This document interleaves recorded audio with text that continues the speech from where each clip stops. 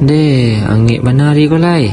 Angit-angit benda kau apa minuman cak Oh mak, ada kami muda.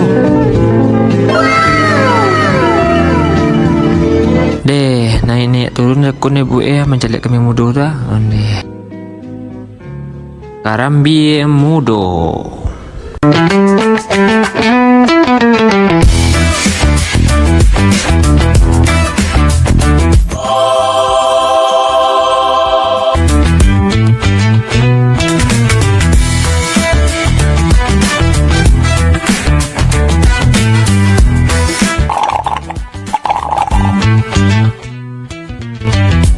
Ditambah es batu sete biar tambah nikmat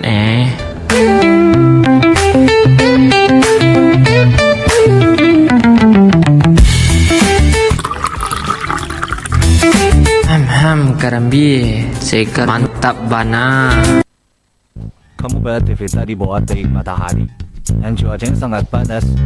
Itu bisa bikin kamu kena capek dan juga haus. Tapi kemungkinan kamu beralih ke sayuran, minuman penyegar yang harganya terjangkau dan rasanya sangat tua.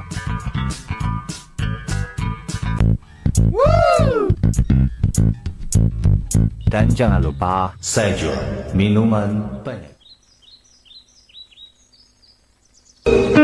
Deh, angit mana hari kau lai? Angit-angit benda kau apa minuman cak Oh mak, ada kami muda. Deh, naik turun aku ni bu mencalik kami muda dah. Deh. Karambi muda.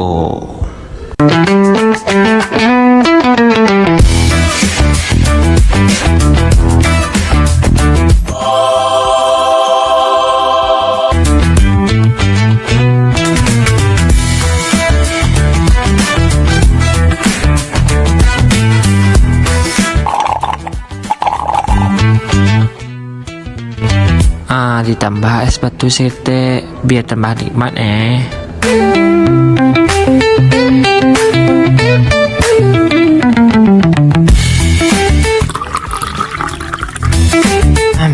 Karambi segar mantap bana. Kamu beraktivitas di bawah terik matahari dan cuaca yang sangat panas.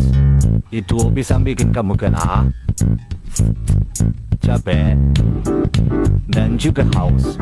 Tapi kemungkinan kamu beralih ke sayuran, minuman penyegar yang harganya terjangkau dan rasanya sangat tua.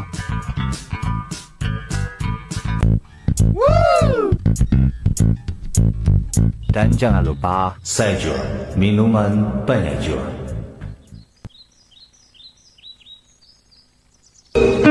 Deh, angit mana hari kau lai? Angit-angit benda kau apa minuman cak